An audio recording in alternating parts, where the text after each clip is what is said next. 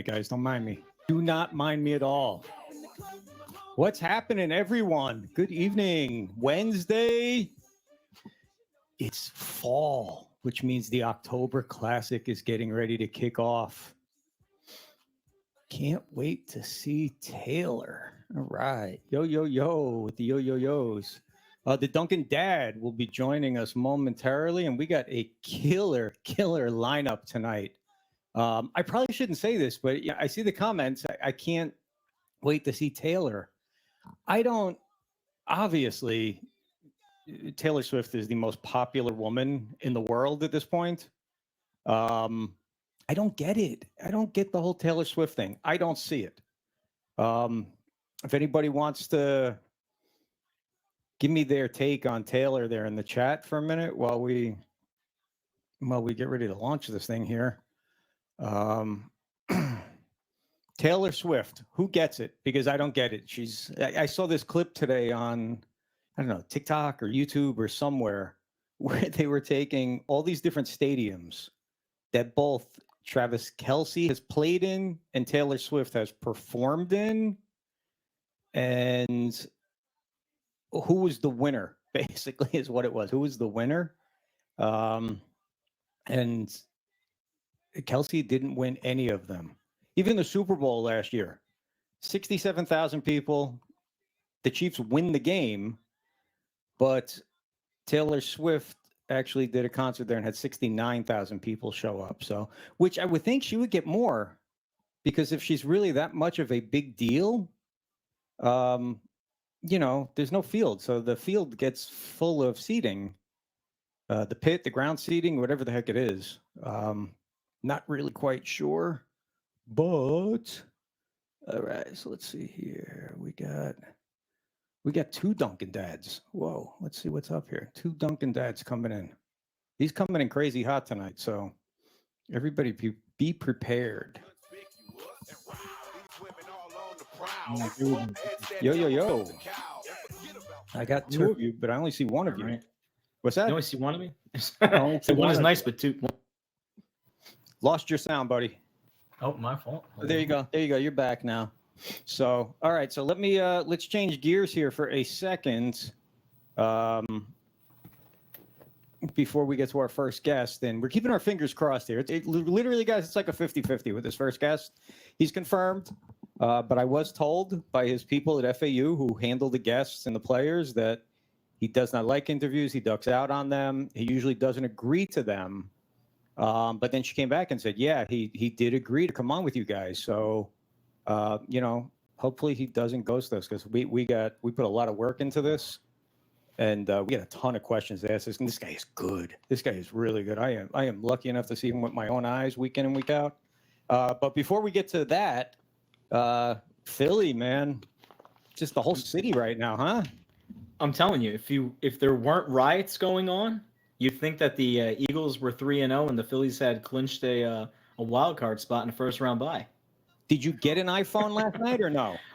I tried to get one, but I was more concerned and focused on the Lululemon store. A lot of girls in my life, so I figured I'd hook them up for an early Christmas present. But when I got there, everything was already done. It was wow. nuts. Are there any stores left in Center City, or has everyone moved out? They're there, but you know what is left? Red Wing, the Red Wing store. One of our social media affiliates down there. The work store for work clothes, not touched. Not touched at all. How odd. I mean, the glass wasn't broken. The chain little doors that come down, no one touched it. You're sitting right in the middle of it. Completely unscathed. Amazing. I mean, you can read into that however you want to read into that, but there's priorities when you're looting. You got the liquor store, you got CVS Pharmacy, you got the Nike store, and you got the Apple store, man. You need the Apple store. Yeah. I mean, that's what I would do, right? So, hey, we're going to start this new segment on the show every week. It's called, What Am I Sick of This Week? And I'm going to start right now. Okay. Because I'm sick of this song.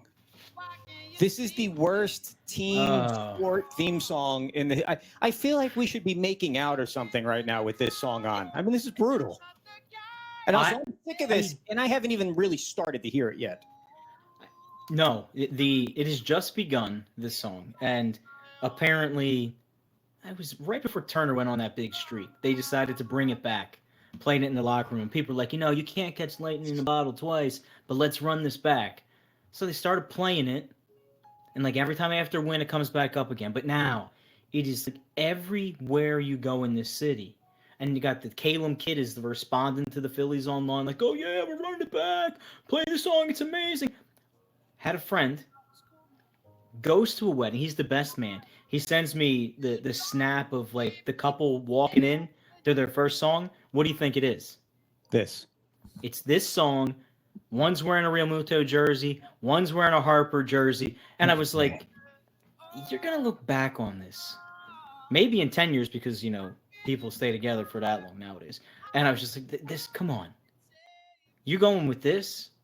This is what you're going with. I mean, to each their own. Go Phils, Red October. But it just, I don't know. I'm not looking at this as like, this is your anthem. This is your anthem. It's not AC/DC Highway to Hell. It's not Meek Mill Nightmare. I mean, like when Dreams and Nightmares, the Eagles win the Super Bowl, Meek Mill, hard music.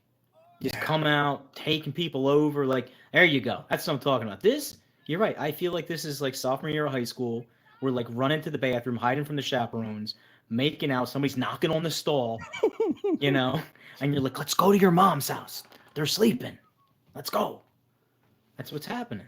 Look, man, we're both big Phillies fans. Huge. I got to put up with this for a month. I want them to get bounced out in the first round because I can't do this. I just can't do it.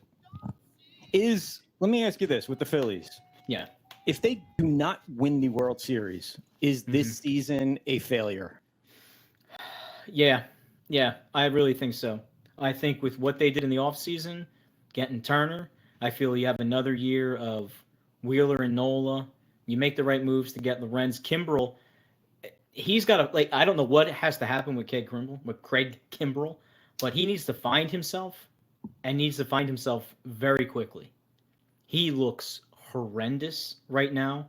I don't know if it's shoulder issue. I don't know if it's load management. He needs to unload a load or something, but he's not himself. And for everything that they put into it, the way that Bryson Stott is playing, the way that Brandon Marsh is playing. Harper only has 21 home runs. Yeah, he was hurt for a little bit, but still, imagine if he had really gotten going. This team should be gangbusters. Atlanta got out. They got a great lineup. That's 70 RBIs, bro, and did 20 I'm telling you. runs. Harper is... He's doing his thing. He is. The Kimbrel thing, this is Craig Kimbrel for the past few seasons. He runs out of gas coming down the stretch.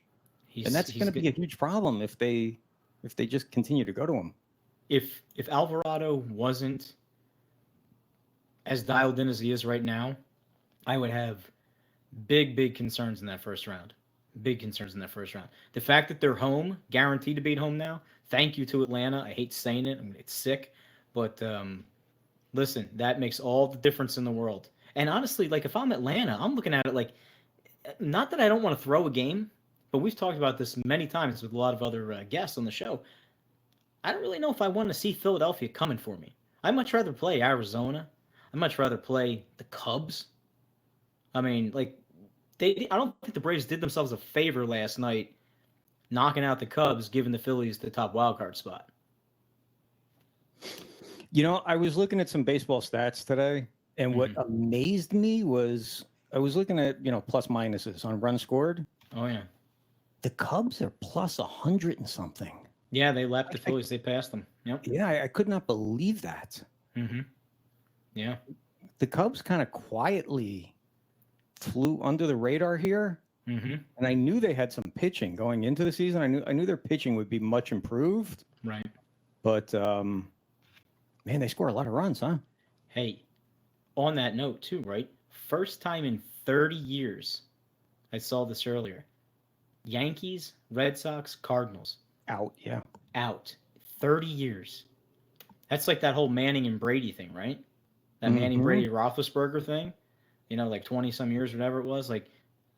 It's there's a little bit of a change in the guard here. And these teams are getting to be pretty good. And I keep looking little by little. Toronto over in the East, they keep creeping up and creeping up and creeping up. They had a huge series to end the year versus Tampa, and that's going to decide who's going to have that one wild card spot because they're either going to split and beat each other up, and whoever out in the West is going to take it over, and it's going to flip that on its head, or Tampa runs the table and they finish in that spot. Because I really don't think that they're going to catch Baltimore. I mean, mathematically, all the math is there. They got the gurus and the talking head sitting down and a little, the stack guy in the back. And he's like, if they win half a game and this guy's beat them on Tuesday and I come out on Monday, like, come on, man. Like, it's all going to fall into place. Rub the magic lamp on the genie, pop out, and everything will be okay. But, Baltimore, you called it, I called it from early on. We saw these guys in spring training, and we just said, like, they're primed. They're ready. Right? The Buck Showalter thing, right? He sets up teams to win. He sets up teams for success. And I know Penguin's out there in the chat, and he's barking probably about his Arizona Diamondbacks and, what they're doing fading fast. But it's going to be, yeah. I will be really excited. Like, this will be like one of the World Series to me if Houston does not make it. So right now, Houston's in the third spot. Yep. They're half a game up on Seattle. Let me look here. Nobody really wants this last wild card spot because Houston's 3-7 in their last 10. Seattle's 4-6. Seattle, I think, just peaked too soon. They had one good run in them, Seattle, and they ran it too soon. That's I feel the same way about Arizona. I feel like they got hot right there for that little spurt in August, and everybody was like, oh, here they come. And now, little by little bit, because Florida, the Marlins are still, what, a game out? Yeah, the Marlins are 1 game out, yes. The Marlins are 1 game out. So, Cincinnati's a game and a half, and San Diego, man, they finally got it together a little bit too late, though. They're 8-2 in their last 10, but they're 4.5 out, but what's left? 6 games? What's left? 6 games. Yeah, I don't think they. No, they don't even have. Wait, hang on, I don't have enough fingers, so I'm gonna need to borrow yours. They're 78 and 80, right. So that would be 156 games, right? So they have 4. How many? 4. Yeah, they got 4 left. It's 100. How many games do we play? 162 games. 62, yeah. So 58. And they've played 158 so far. Yeah. 158. 59. So 4 games. That doesn't. Don Juan's saying they're going to be eliminated tonight. Okay. Wow. Yeah, we're about 4 or 5 games left. I know there's a couple. I know. Hey, let me just say this real quick. Hold your thought for 1 second. If our first guest is out there, because we've got some anonymous watchers.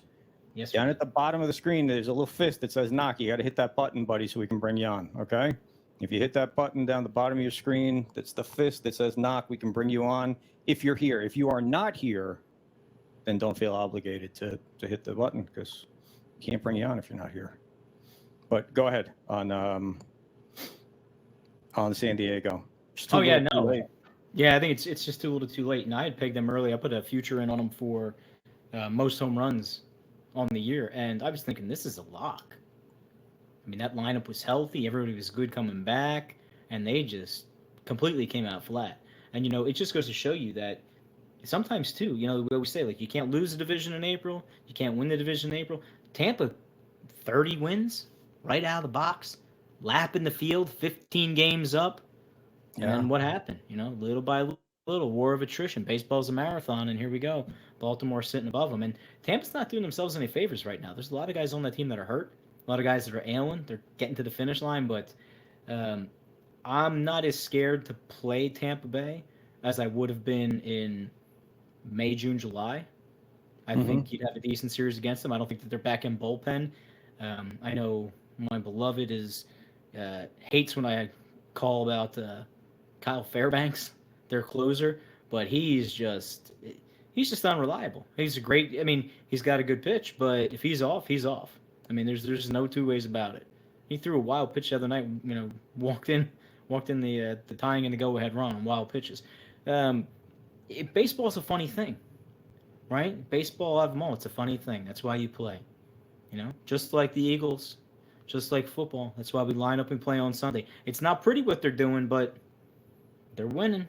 And they're kind of flying under the radar. I mean, look, you're in Philly, so that's all you hear about is the Eagles. But on the national stage, You know, the Cowboys were getting a lot of talk leading up to, you know, getting wiped out this week by Arizona. The Niners are getting a lot of talk. Oh yeah. I mean, the Jets, as bad as they are, and with everything that's going on there, are getting a lot of talk. But the Eagles are, you know, they quietly on a national stage got to 3-0. Yeah. And I think what's happening is that they people were expecting the flash. They were expecting Jalen Hurts to be everything in a bag of chips. I was. I mean, I continually write for BleacherBrothers.com. Go to the website, check out all of the great fan content created articles, BleacherBrothers.com. And it is a struggle right now to watch him play quarterback when you have this vision in your head of where you think he should be. And in some areas, there's a little regression. There's some maturity in certain aspects, but at the same time, they got better offensively with DeAndre Swift. It's the same offensive line.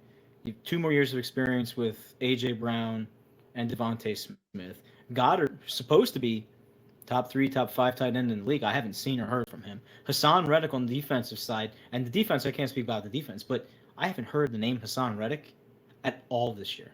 And I think as just a pure fan, I'm like, where are you? But to your credit and to everyone else's credit, you look up and like, oh, they're 3-0. They're just doing their thing. So, I mean, maybe they're pacing themselves. Maybe they're waiting to peak at the right time. And, you know, again, like there's been a lot of injuries this year to other teams. And so far, touch wood, you know, they've dodged it. And people who were riding high like Dallas, you know, you lose was it Trayvon Diggs? That was a huge, huge loss. Huge loss. I mean, I don't care what anyone wants to say about Dallas, and I'm not hijacking this with the Dallas talk, but losing him on that back end was huge. Micah Parsons alone will not win you games. What was your take on the Broncos? Oh my God. I'm actually going to be previewing that game later on in the show, but Denver right now, we discussed this a little bit last call. I think we touched on it on one of the other programs.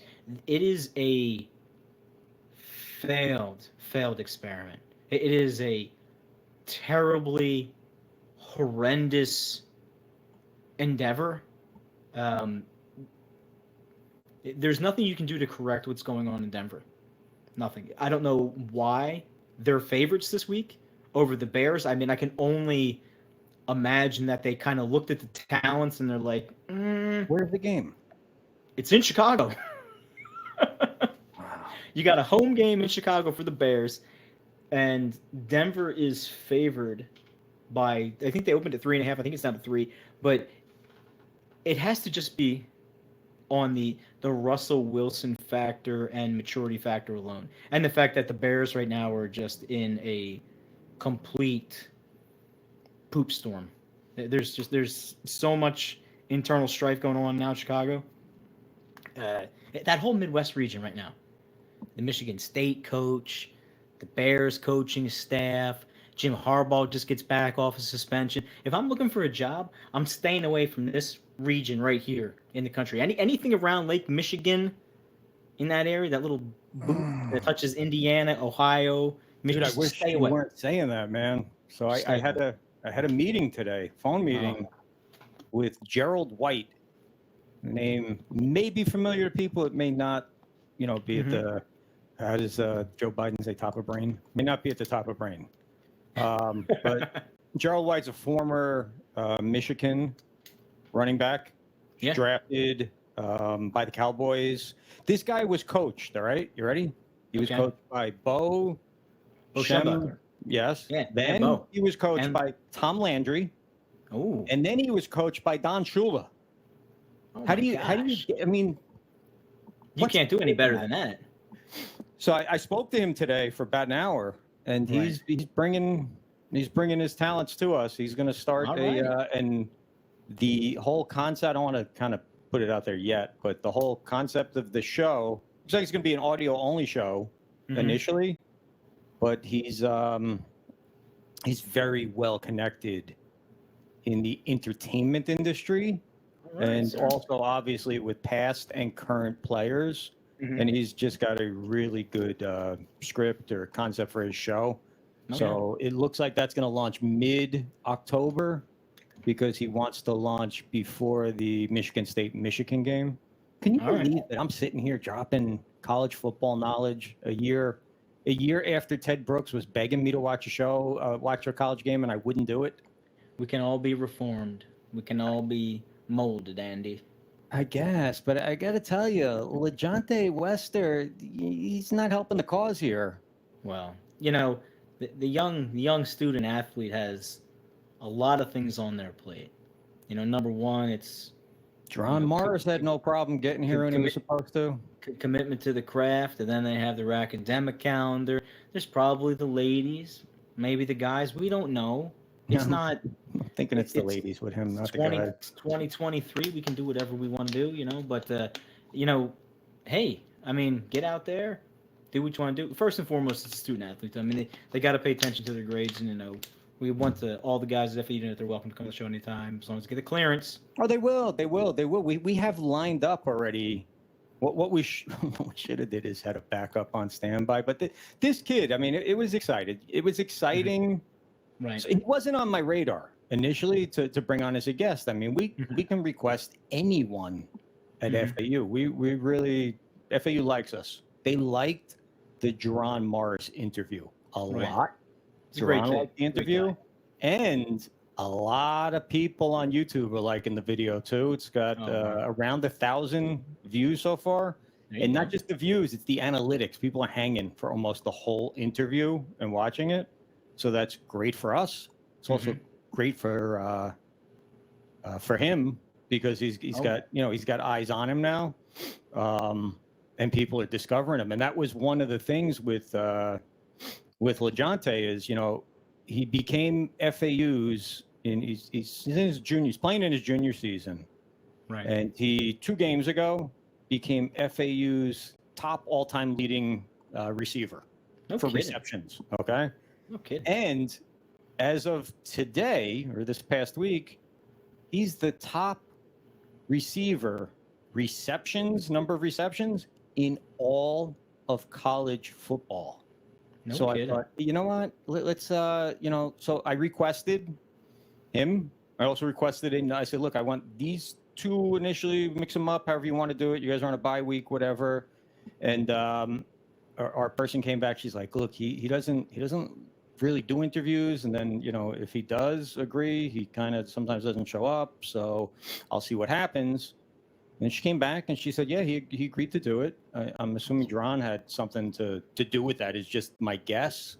But so then obviously you and I started doing some research on this cat, and here's the thing, there's nothing, he has no digital footprint at all. I mean, I probably spent 6 hours searching this guy up and down. Now we can find, like draft outing reports, and blue, things like that. Blue chip.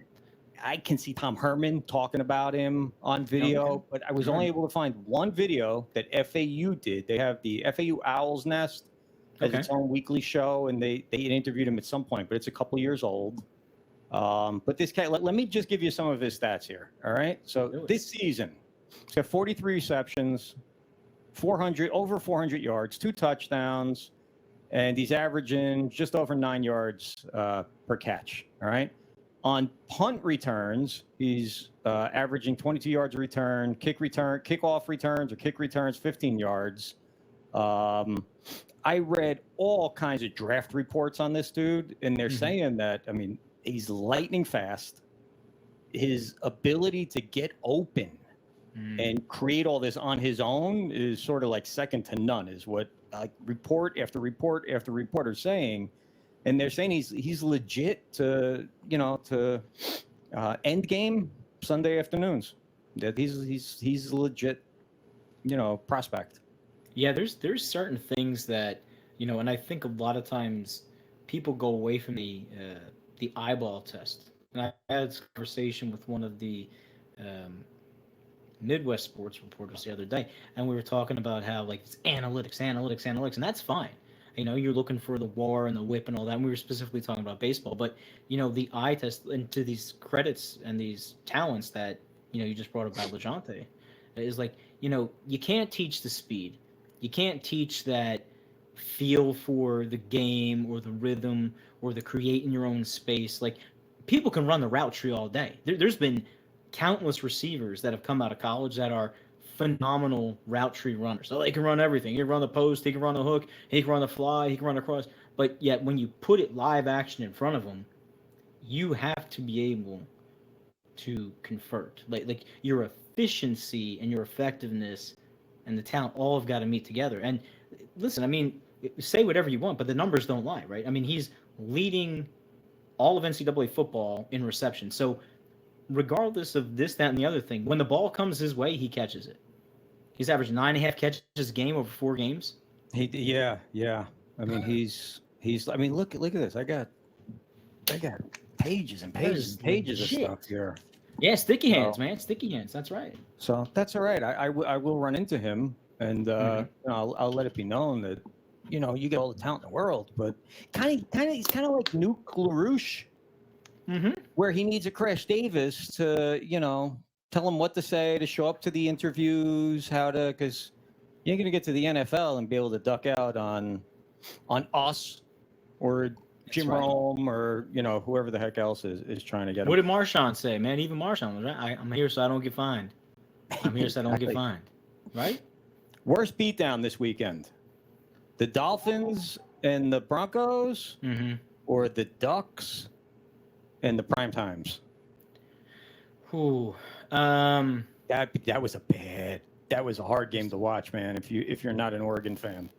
Yeah, Colorado took it hard this week. That's what she said. I mean, they everyone. I don't know if you were professional Colorado, amateur Colorado, you took it hard. I mean, I would think that the bigger impact really has to be the Buffalo's loss. I mean, it really has to be their loss. I mean, Denver. It is the NFL. I mean, we know that there's really bad teams. We've seen poorly coached teams before. We've seen poorly managed teams before. But I think the fall for the Colorado Buffaloes compared to the Broncos, where just light years ahead of it. They were riding high, cloud 9, and now it seems as if, not only were they exposed, not only were they running their mouth and beat down by a farly superior team. As their consolation prize, they get to go to USC and play Caleb Williams, who's the returning Heisman Trophy winner, who is just going to. If the game versus Oregon was a bad game for Colorado, then you better. I don't know. I'm glad Prime Son is okay, but they better check out all the available. Yeah.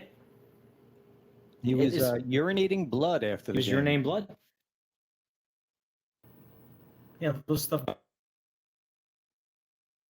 Hey, you're having some sound issues. You're having some sound issues. Can you hear me? Yeah. There you go. You're like in and out. It's like maybe like wire is. You're there now. I can hear you now. Let me see what I got. Boom. Yep. Oh. So what else we have on tap tonight? All right, we got Luch coming up with a preview of a hockey preview, and this is pretty cool. We got some really cool stuff. Again, we're trying to up the bar.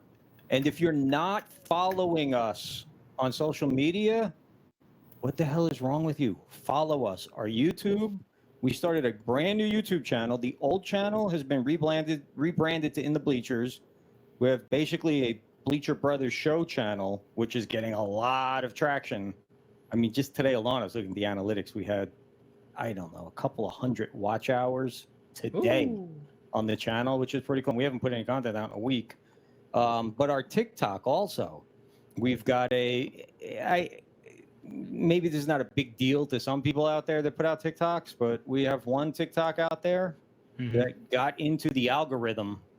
And it went from 1,000 views up to, I think it's about 38,000 views right now. It's kind of peaked because it was time relevant, but it's kind of cool. And all of our stuff is getting traction there. Our Instagram, our Facebook, we're constantly sharing new content, original content, recycled content.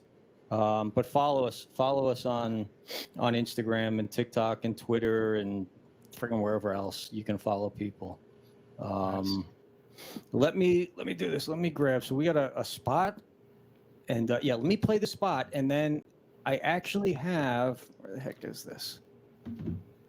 So there's nothing wrong with going a little bit ahead of schedule. We'll get Luch on a couple minutes early here. Let's do this spot. It's short, but then I actually have product from the sponsor here. Oh, you do? To show you guys, this is really, really, really cool. So let me play this, and we'll be back in 1 second. All right, sounds good.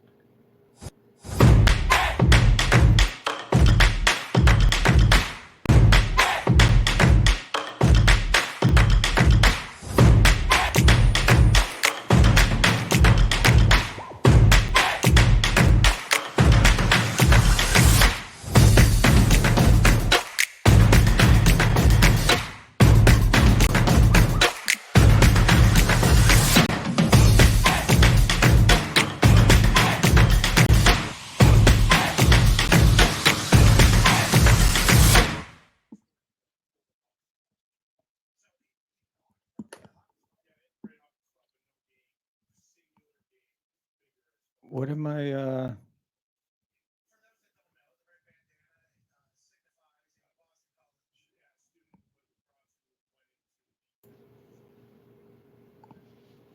What's going on here, guys? I'm having a technical issues. Give me a second.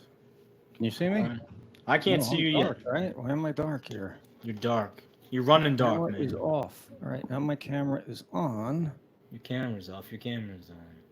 There you go. The heck is going? All right, you got me back. Okay, I don't know. And I brought Luch in. I don't know what's going on. We had a no filter power surge or something happen there for a minute. So anyway, this Messer stall, right? Yes. Cutlery, and I figured this is great leading into Luch because with hockey, what is the stick called? The blade, right? This the blade of the stick. Yes. The And I got some of these blades right here. Now, these things, all right. There's a box that one of the sets comes in, and they're going to be one of the sponsors of Now You're Cooking with Chef Tom. Oh, Chef Tom. These shows have been in production. There he is. What's happening, Luch? What's going on, guys? Nada. So these shows with Chef Tom, he's been banging them out for weeks now, and we're editing them. This is going to be some really, really high end stuff that we're putting out with Tom. But these guys are one of the sponsors, and Tom. I mean, you can buy this stuff online. You can go to Messer Stall right now and buy this stuff. But if you wait a couple weeks until mid-October, let me get a good one here. When Now You're Cooking relaunches, Tom will have a cart with special pricing and all kinds of stuff on this, but let me hold this up. So what camera am I holding this up to? Look at the handle right there. See that? Woo! Nice. Yeah, What does that say on there? We got engraving on here, bro. Bleacher Brothers. So they will engrave not just Bleacher Brothers, but they'll engrave your birthday, a picture of your kid, a picture of your dog. You want to give these away as a wedding gift. You know, you go into a wedding. I mean, a nice set of cutlery like this. What I'm holding here is probably a $500-$600 set of cutlery off the top of my head. Great wedding gift, and then you engrave, the couple's name, the wedding date, the anniversary date, whatever on there. Really cool. Now, the people that manufacture this have an agreement with the NCAA, and they have the rights to put college teams' logos on here. Which is, I mean, that's a big deal right there because That's humongous. Yeah, that's humongous. So you go grab your school, put the alma mater on there, the couple. Maybe they're like a Penn couple. Maybe they're a LaSalle couple, a Michigan couple. Just scroll it on in. FAU. Yeah, FAU, absolutely, positively. So here we are, Luch. How are you, my friend? You must be getting excited, huh? Yeah, sure. The puck is getting ready to drop here. You got it, man. We're working on a super cool intro for you too, with a super, not intro for you, but a segment intro for the puck. The puck drops here, right? Is that what we're calling this? Okay. Got it. Cool. So what are we looking for? What do you? Where are you starting here? And how excited are you about the Phillies as you are an employee of the Phillies? Yeah, we had one of the ex Blue Claws that I guess hit that base hit. What is it? They've got them in the wild card. Is that what it was? Yeah, Yeah, Johan Jonas- Rojas. John Rojas. Johan Yeah, Rojas, yep. back in Luch has really got 21, his finger on the pulse of 22. the Phillies. Yeah, sure. I'm a Yankee fan, and there ain't nothing good happening there. No, there's nothing. And look at I this. heard- I broke out my Owl sweatshirt tonight too. Mhm. But when I run into this guy face to face, I'm gonna let him have it. I'm telling you right now. Hey, But anyway, I don't mean that in a bad way. I just mean, I'll make him. The guy's younger, faster, and stronger than me, but I have that Jedi power where I can make anyone cry. Mhm. So how's he gonna catch the ball when his eyes are full of tears? So you know what? Can't be doing this. You gotta keep your commitments. But all right, Luch, let's talk some hockey, man. When I have no idea. I saw the Rangers posted something today. A game is coming up or something on their Twitter or Instagram or somewhere. What's the story? Has it started yet? Is it gonna start? You got hockey behind you. Is that? That's the Toronto. You got the Toronto Buffalo game out in Sweden. Yeah, the preseason's rocking and rolling. Got it. Rangers are a few games in. They think they won one and lost one. They played the Islanders last night. Yep. October 10th is the official start of the season for most of the teams. I was going to go over some teams that check out, keep an eye out for. We're looking at probably this year, Vegas being another good team with Jack Eichel.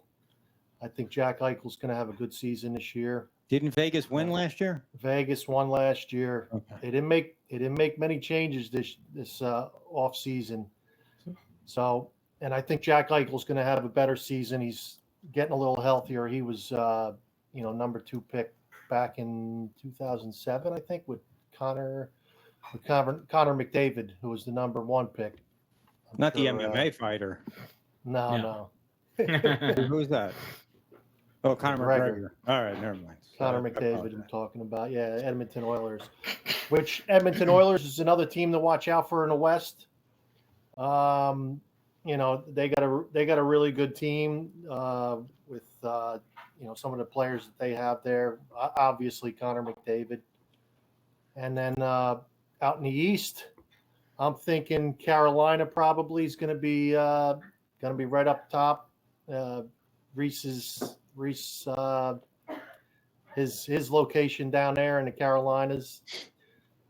Luch, you got a question in the chat, Luch. Don Juan wants to know, any chance the Anaheim Ducks turn it around this year? Anaheim Ducks. I don't know about that. Yeah. All right, Luch. If I'm a betting guy and I'm looking at the Eastern Conference, obviously the Western Conference is stacked, and they're probably the premier division here for the NHL. A couple of years now, they've sort of ruled the roost, where they have really the high-profile teams. Carolina come out with a couple wins. Tampa snuck in there with a cup. Boston ran the table last year for the President's Trophy, but the curse of President's Trophy is you win that 9 times out of 10, you're not going to win the cup. Sans, the old Red Wings, Rangers pulled off the trick. But I'm looking down the list. I'm looking at Tampa sitting there. They're just about plus 900 to win the cup, win the whole thing. They always seem to kind of put it together. I know they made some moves in the offseason. I know that they are bringing back their goaltender, still some young wingers. And the Panthers, do the Florida teams compete again this year? Are they going to be in the mix, or do I write the Panthers thing off as like that was a one-hit wonder? They caught lightning in a bottle. Anaheim Ducks, like from the San Jose Sharks a couple of years ago. Yeah, I'm thinking Panthers are probably just going to squeak in this year. They may get in there. They still got some good players. They made a few moves. Didn't they just squeak in last year? Yeah, actually, and then they beat Boston. Knocked off Boston in the first round. Boston, and I don't think they're going to have the season they had last year. Okay. Florida Panthers. Do I get a full complemented Pittsburgh Penguin team and Sidney Crosby this year? Is Crosby going to stay healthy? Is he going to give me a full 82 games? They'll have a pretty good season, I would say. Sidney Crosby, he always performs He's Dude, always you're good. pissing your dog off. You know that, don't you? He's not liking what you're saying there Yeah, about no. the Panthers. Is your dog a Obviously, Flyers he's not a fan? The other team, yeah, right. The other team we got to look out for is Toronto Maple Leafs. I mean, they always seem to get beat up, but Mhm. this year, I think I'm kind of going with Toronto this year. They're Well, due. You know, they're due. they made some key moves in the offseason by getting some toughness with Max Domi, and they Okay. got Tyler Bertuzzi from Boston. All right. You know, so I think Toronto's going to be right up there, maybe number 1 or number 2. All right, hold Good your in the thought for East. 1 second, okay? We put right. so much into our disappointment with LeJohntay Wester in the first part of the show Yes. that we haven't even brought up a guy who's almost a much bigger guest than a college football junior at FAU. All right. Yes. The biggest story in sports, just everywhere that this week I'm sick of this or what I've heard enough of. It's got to be everywhere you turn, everywhere you look, every newspaper, every online. It's Taylor Swift, Travis Kelce, Taylor Swift, Travis Kelce, and we have coming up next in just a few minutes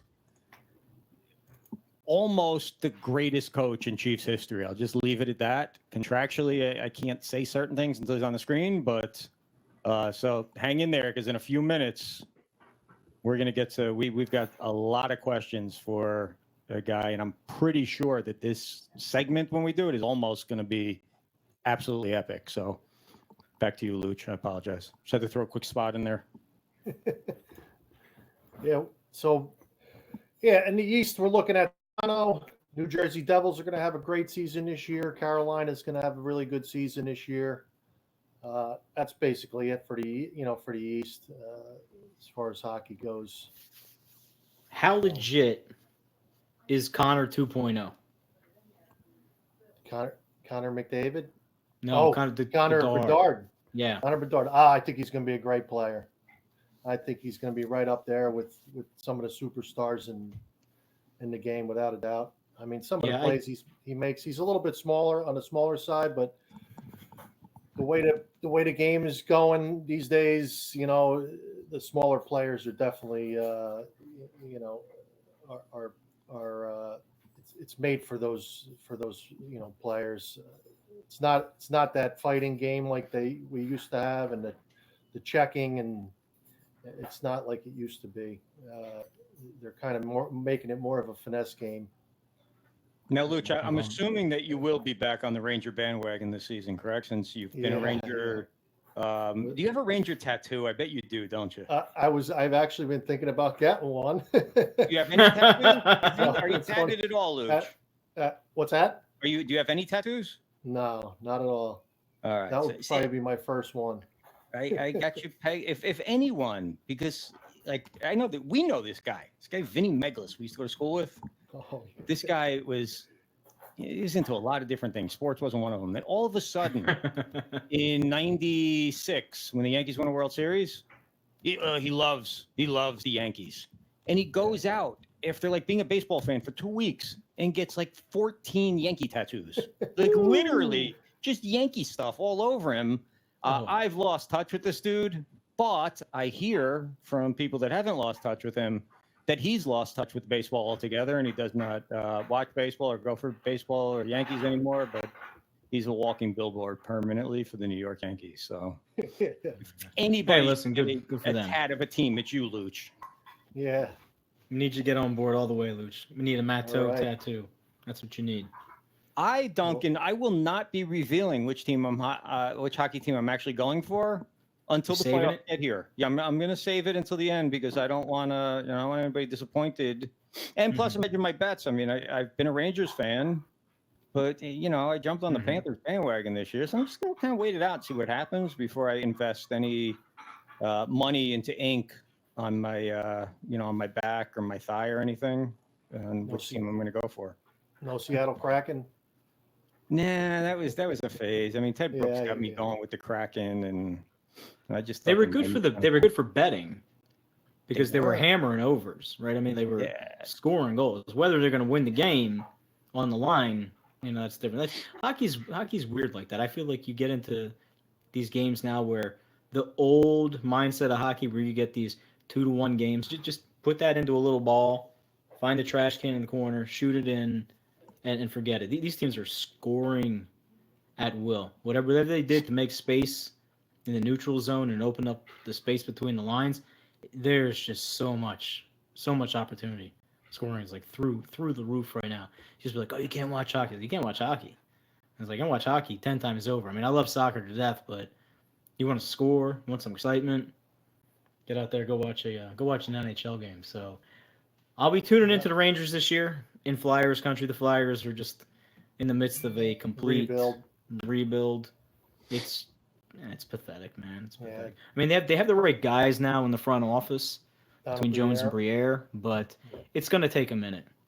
Every time you come over, you got to get rid of the old guard, and you kind of still have to flesh out well, they're one of us, and we got to do it the old way, which is fine. I respect the old way, but, you can do some of that in a newer version. You know what I mean? So it's going to be a minute. Yeah. Luch, so what are we looking at, or what can we look forward to with these hockey segments as we go through the season? Is it going to be like a hockey update? Is it going to be like you and Barry Melrose? I know that you got some guests. You got some high profile hockey people in your Rolodex there. What are we looking at? I'd like to try to get some guys on the show, and maybe some local guys here that have made it in Jersey. Probably Jim Dowd. Possibly I'm going to reach out to him again. I know a few other guys. My nephew's played with a few kids that are actually playing in the NHL right now. What about your brother? He won the Heisman Trophy, the hockey Heisman Trophy, whatever it's called. Baker. Yeah. Baker. I may get him on. I threw it at him a few times. He says, I'll see how I feel, and he's got some health issues right now, so that he's dealing with. But you know why they're turning you down, Luch? Because you don't have a Rangers tattoo. If you showed them how legit, you know what, Luch? When I come up, next time I'm up, all right, Bleacher Brothers will spring for the tattoo, but we're gonna do the whole thing live. We'll do it live on the show. All right. All right. So when you cry, the world will, because we got international reach here. I mean, we got people in other countries watching our stuff. So you're gonna need like a lawn boy to probably shave off the hair on the arm or the leg of Luch. It just looks like a Sasquatch. I'm thinking I'll do it on my leg, on the side of my leg, on my calf or something. There you go. Maybe. All right. There you go. Hey, every time you flex, they raise the cup.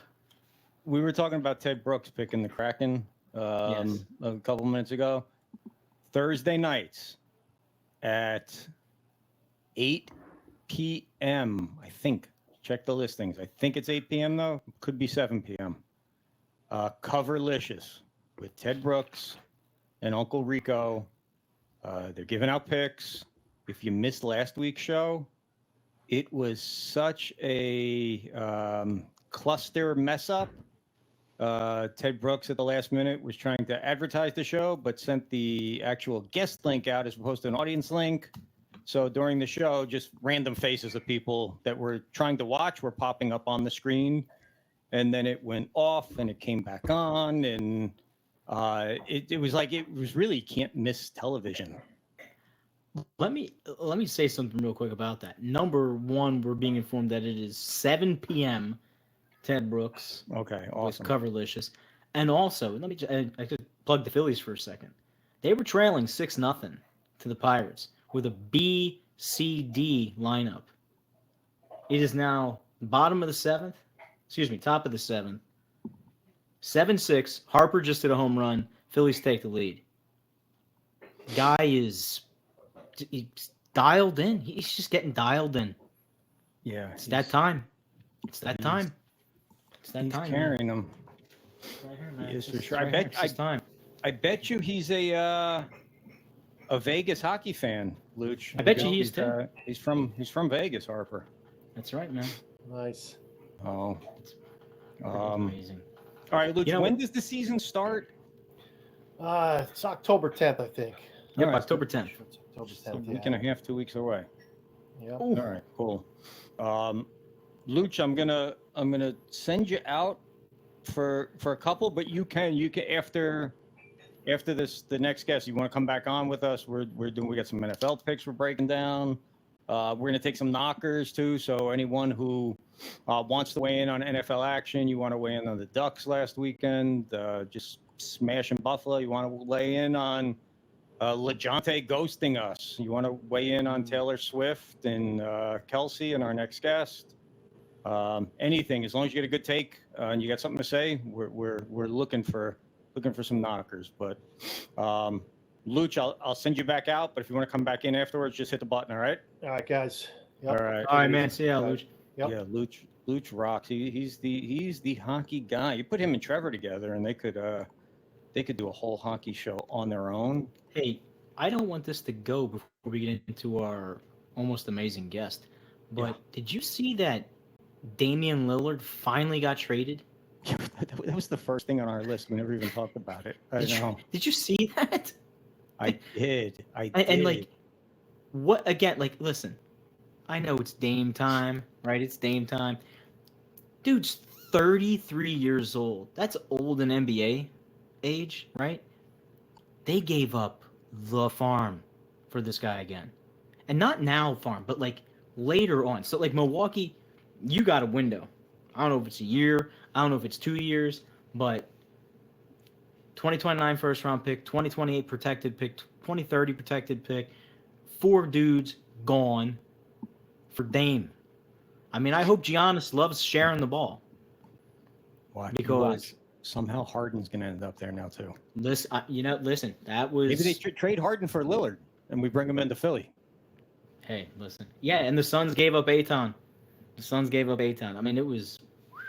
There's a lot of movement. I know if Rico was on here right now, he would be decimated once again at the futility of Phoenix and Arizona sports and the way that they manage their teams. If Rico was on here right now, he'd be going out of his mind with what LeJohntay did to us. But we're talking about gambling. We're talking about Ted Brooks and Coverlicious and lines. Let me play this spot real quick. Then we come back. We got to talk about the biggest story in the world for a minute. And then with 9 o'clock sharp on the button, we got to bring this guy's big time. So we can't mess around with being late. So, all right, quick spot.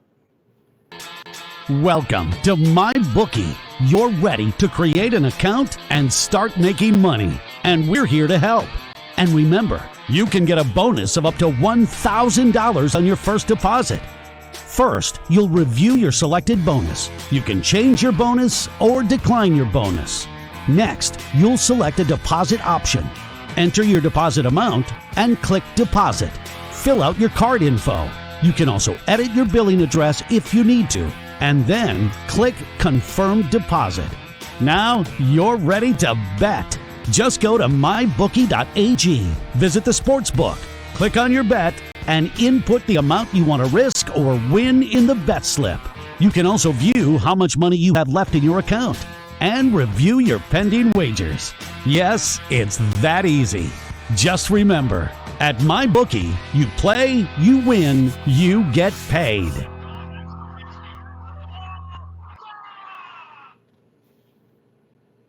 Gotta turn my mic back on. So if you're stuck in Florida like me, and the can you gamble legally or can't you gamble legally saga just rolls on and on and on through the court systems, MyBookie offshore, I've been using them, and I've gotten paid. So I mean, what's your biggest fear when you're going offshore? Am I ever gonna see my money again? Mm-hmm. You know, I can say that I totally will vouch for MyBookie and everything that's happened with me up until this point. I gotta look at I gotta look and see if they have odds, because they have odds on everything MyBookie, on how long it takes before Brittany Mahomes has an actual breakdown, because she is as Uncle Rico, I believe it was Uncle Rico, or it might have been Axel. Somebody put an article out yesterday.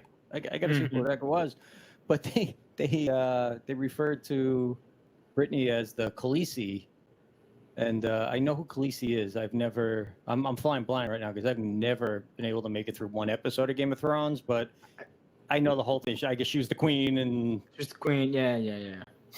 A lot of people looked. A lot of people watched. There's trouble. There's trouble brewing. There's a new queen, a new princess in town.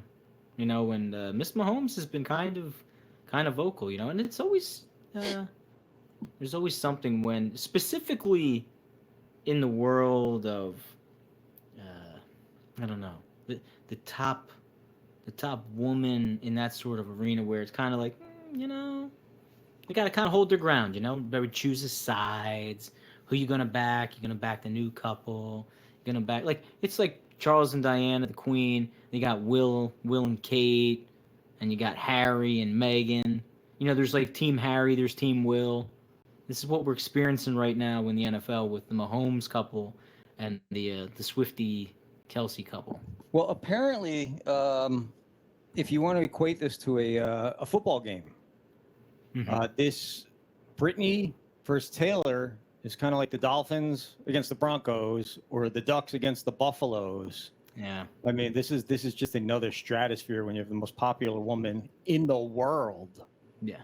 And apparently they kept going to Taylor Swift in the box all game long. I didn't see the game. I got weird cameras. I got camera here, I knew camera there. I got the monitors everywhere, so I'm trying to look. But so we know this is the big story. Huge story. And I reached out to Taylor's people, but they're very hush hush on this whole thing. I don't know. Maybe this is just a Super Bowl commercial getting ready to happen, and it's all just staged. But I figure we need some answers because you're not getting answers anywhere else. You're only getting opinions. So one of the rumors that I heard is that they were actually set up or introduced by the head coach of the Kansas City Chiefs. And yeah, that's what I read. And so what I did is, I reached out, and we are almost about to get some serious answers here, because our next guest, who should pop on the screen here any minute, in my opinion, is almost the greatest head coach in Chiefs history. It's almost the greatest head coach in Eagles history. Got so close so many times. So close. And almost got there. He's almost probably going to be the biggest celebrity on the show tonight anyway. That's bigger for than sure. Me. Bigger than you. Yeah. I mean, so Taylor said no, so we're just waiting to see what I brought him on. He's in queue. You just have to give your... There he is. Whoa! The head coach Coach. of your Kansas City Chiefs. Coach, How you doing, guys?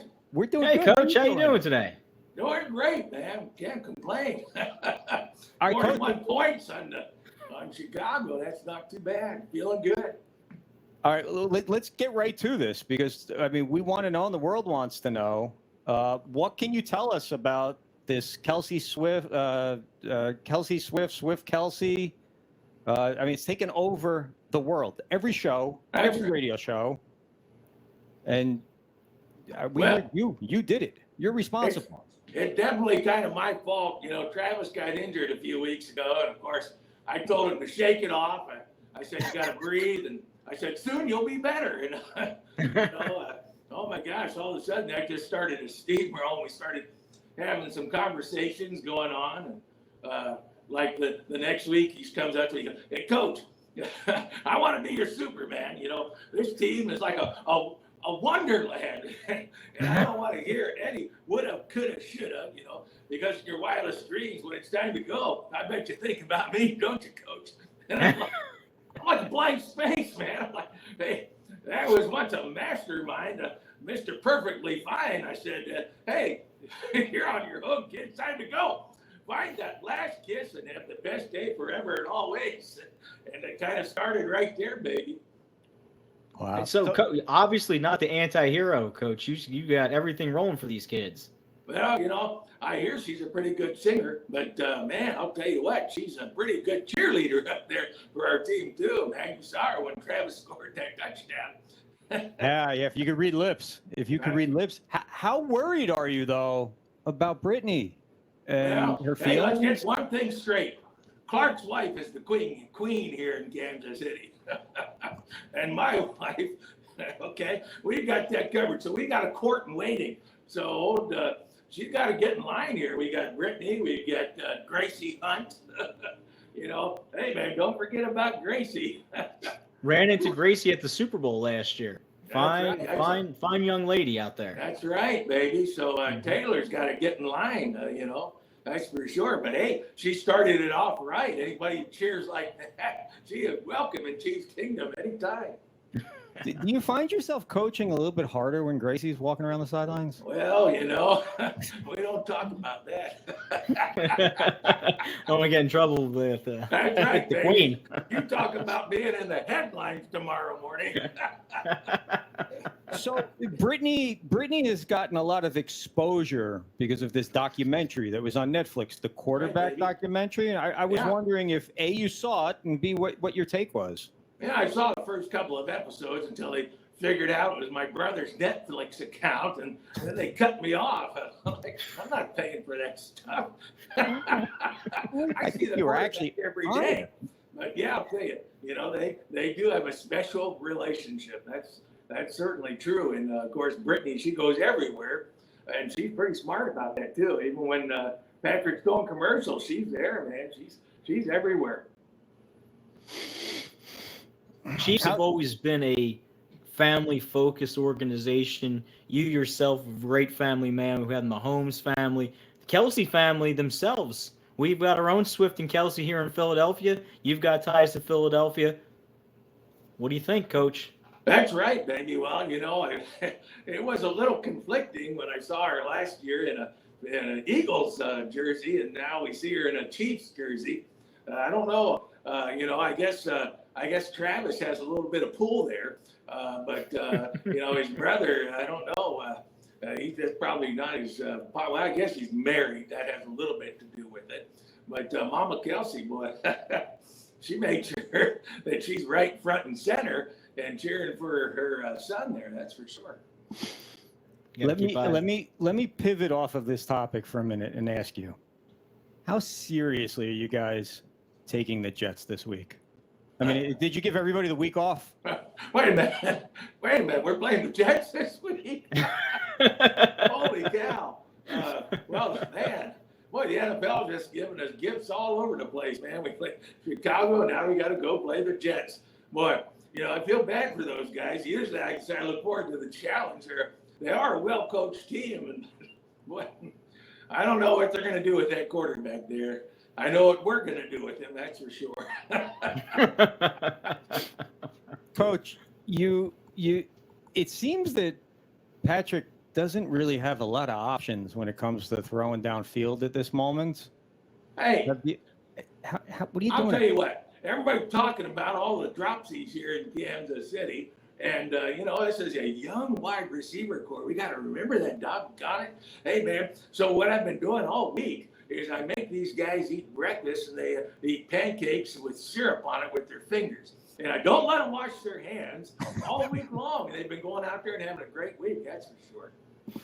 Have you considered Craigslist? Maybe putting an ad out there? Well, we put a few ads out there on Craigslist. I had an A. Brown.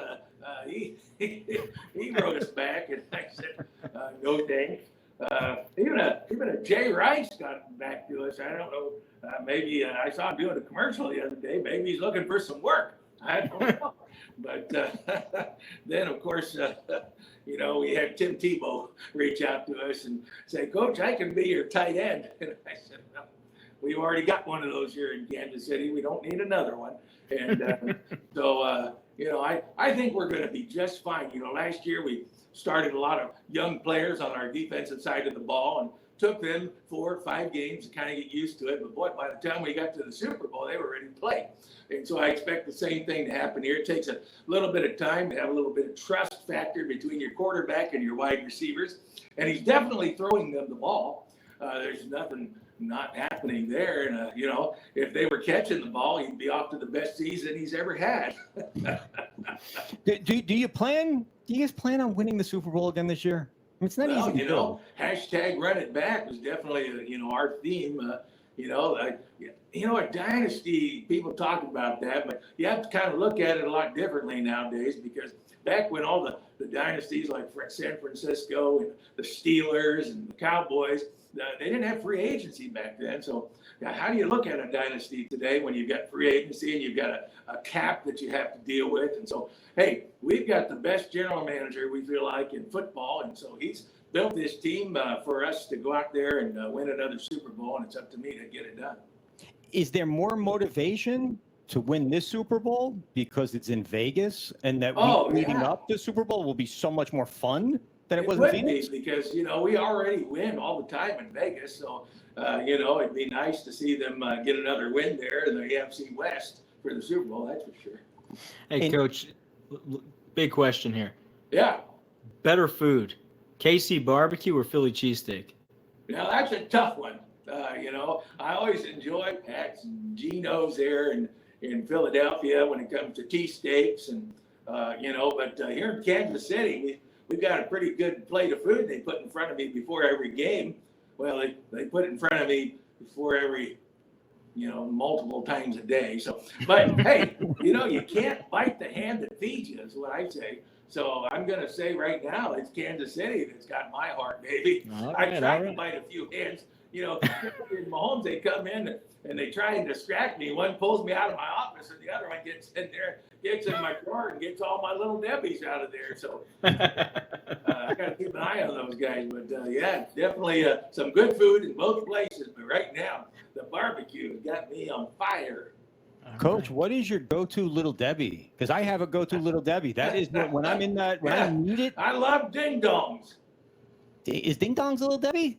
Ding Dongs, yeah. I love the zebra cakes. I like Kadarius Toney so very much. That's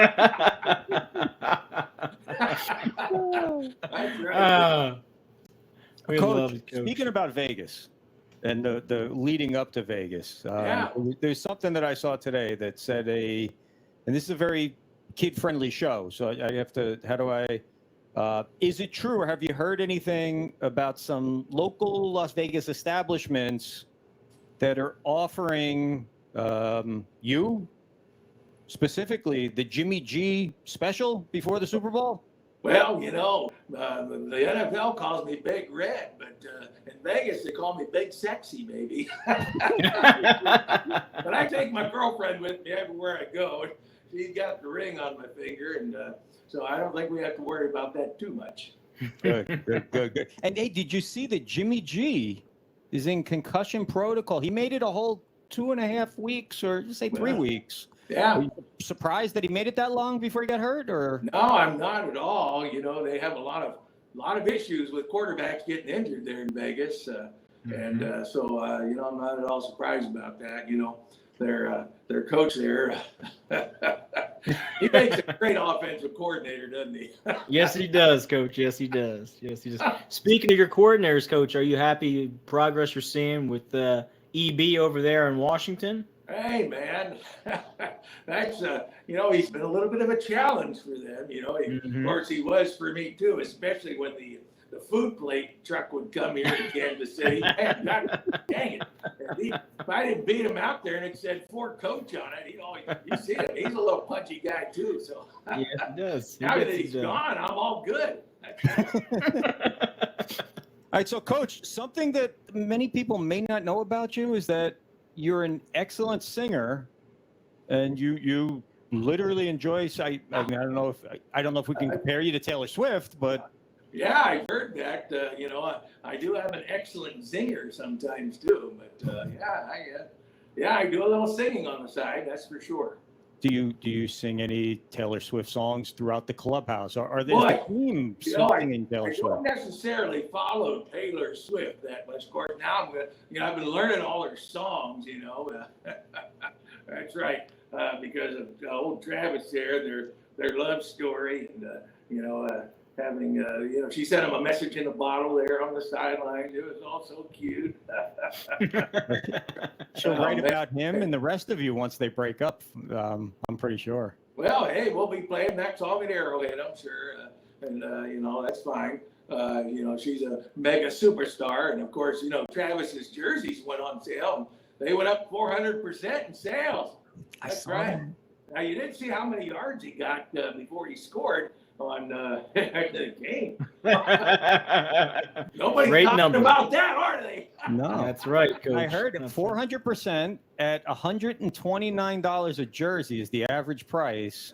His social media went up something like 70%, I guess, his followers, and then the ratings on the actual Chief game were up because, I mean, it's like you guys are the Super Bowl champs, but now you've transcended into another universe when it comes to Swifties. That's right, baby. You've seen the way that Travis dresses before a game there. So, man, I'll tell you what, he's going to be able to up his game now. I can't wait to see what he does at the stadium with it. Maybe he'd give me a few tips and hints when we go to Germany, put a little lederhosen on me or something. All right, so first of all, I got to say that this was absolutely fantastic, and we appreciate you coming on. This was a last minute. We went back and forth yesterday. Almost Andy Reid. How long have you? I mean, we've met at the Super Bowl. I'm sure you don't remember us, but I do. Obviously, we remember because we stood about Dunkin, Dad, and I were standing about 5-10 feet away from you. You were on someone else's show, and we're like, "Is that him? Yeah, that looks like him." And then I took a selfie with you, and I posted it, and everyone on my Facebook flipped out. Oh my God, we love Andy Reid. You're the luckiest guy in the world. I put pictures with Drew Brees. I put pictures with all kinds of celebrities. They went nuts over you. They went absolutely nuts. How long you been doing this? Almost Andy Reid. It was a lot of fun. Well, it was a Halloween thing in 2018. I used to have a big full beard, and I shaved it off and left my mustache and looked in the mirror and said, "Hello, good looking." And then after that, I said, I think I can pull off an Andy Reid for this Halloween contest. And it was pretty popular there. But, when COVID hit, all of a sudden, I had all this time on my hands. So I thought, I'm going to learn social media, and I'm going to take this up another step and build a brand. And now all of a sudden, I'm doing commercials with Coach, and I got nominated for an Emmy Award that I go down for on Saturday night to find out whether I win that for some commercials I did this last season. That is so it's awesome. been a wild and weird trip, man. Wow. Does it scare you at all? Because all of these actors, sports people, they'll go into politics at some point later on and become president. Does it scare you that they may bring you in as a body double? And, Hey, that's right. As long as, they can bring me into any of those commercials, do a body double, as long as I get to eat the Snickers and the cheeseburgers, I'm good to go. Are you even a Chiefs fan? Oh, really? My gosh. I am a lifelong Chiefs fan. And you wouldn't believe it because I'm not from Kansas City. I didn't move there until about 82. But believe it or not, now you can look this up on the internet. McDonald's had this pamphlet they put out on the first 5 Super Bowls. And I saw that Kansas City, I saw this as a kid in 1970 something. And I saw Kansas City in there twice, and I became a fan right there and then and there. I loved it. They look great. Old cool Lenny there, and that's a good time. So yeah, I've always been a fan. I even played the trumpet there as a national anthem one time with a bunch of high school kids when I was in high school. Yeah, man, I followed this team since John Makovic, brought them up to when they first went 10-6 and made their first playoff appearance. And I was there when there was, 15, 16,000 people in the stands. That was a good day. That was, I'd watched Bill Kenny throw a lame duck up, and he had one good season there. And then we drafted Todd Blackledge, and we were cursed until we got Patrick Mahomes. That's right. He's a good announcer, though. Do you attend all the games? The home games? I'm at most of the games. Yeah, I'm mostly. People will bring me in, visit their booth or something, throw me a ticket. That's awesome. That's fantastic. And where can people find you first on social media, and how can they hire you? Because I know that you will do a happy birthday video. That's or right. Sponsorship or whatever. Find me on social media under almost Andy Reid. And except for Instagram, Instagram just deleted my entire Instagram that I've been working on for years because evidently you can't have a celebrity lookalike on Instagram, and they deleted mine. So I'm rebuilding it, trying it again. That was kind of wild. But on TikTok is where you see me the most. I got almost 500,000 followers on there. But hey, I can do birthdays and bar mitzvahs and whatever you want me to do, man, on Cameo. You can find me on the app Cameo under almost Andy Reid. That is awesome. We appreciate you tremendously coming on, especially last minute. And I'm going to reach back out to you because I would like you to do, but not through Cameo. We'll do it off because I want you to do a little like, hey, you're watching Bleacher Brothers Show or something like that. But I'll get with you and take it. But you were awesome with the Super Bowl. You were awesome here tonight. Do you ever get tired of being Andy Reid? No. Hey, but by the way, I got a tip for you. When Philadelphia comes to town, we got the Ring of Honor up there. Yeah, hey, we're going to put George Toma in the Ring of Honor. big time for that turf there at the Super Bowl.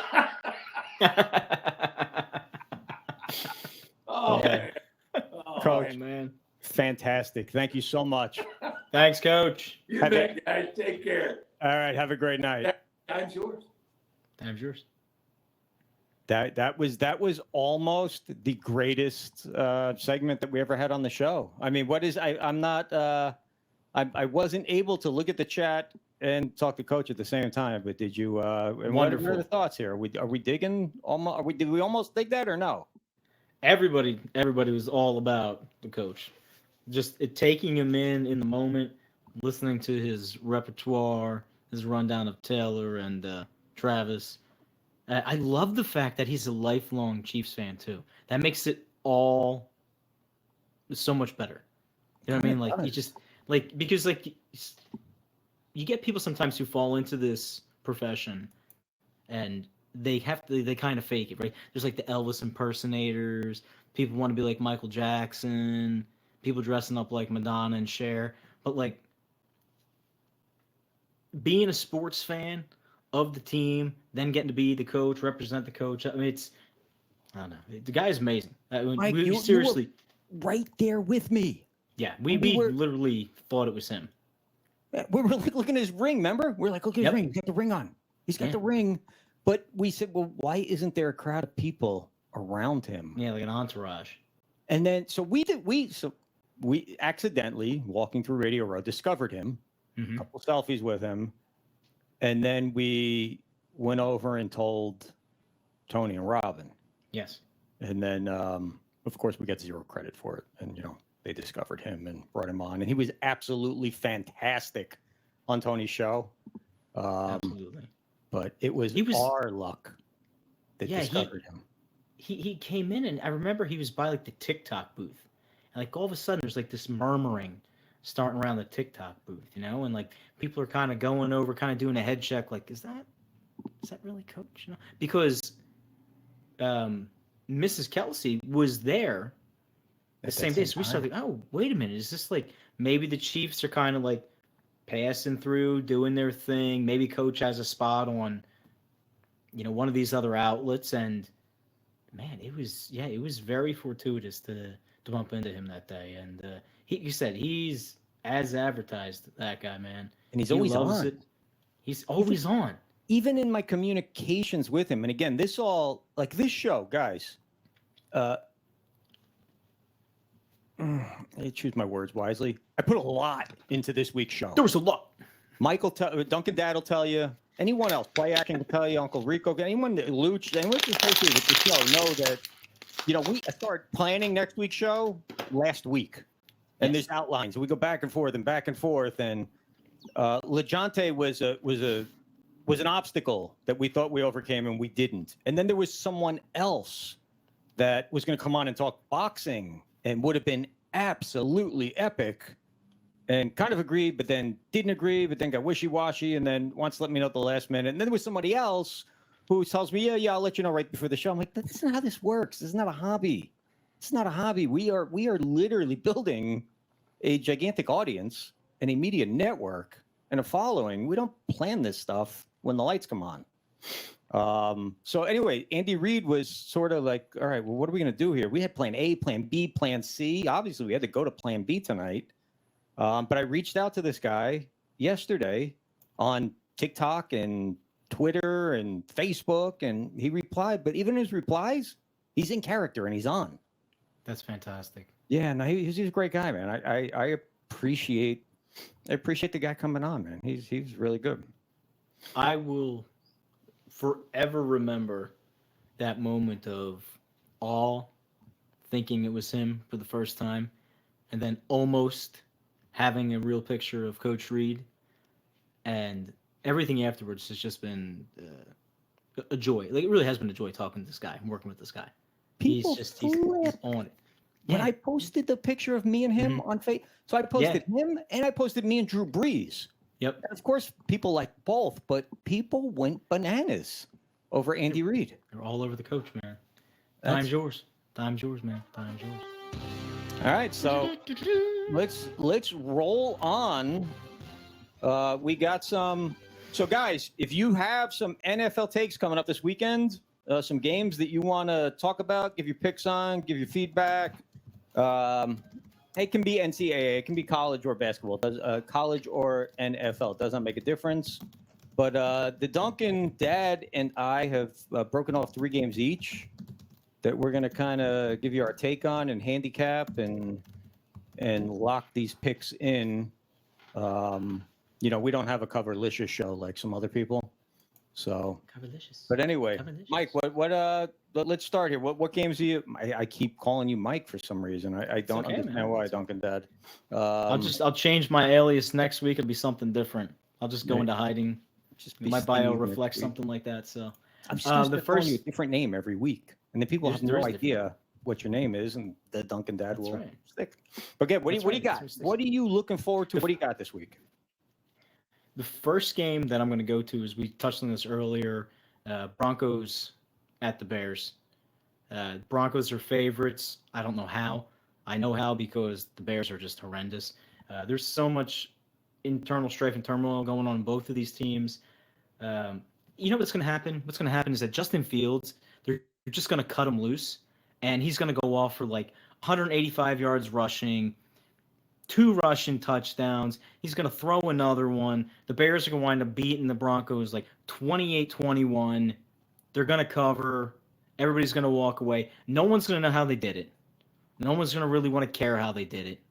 The Broncos are just going to fall further into the cesspool and this experiment that just, can I say sucks? Just sucks with Sean Payton and Russell Wilson.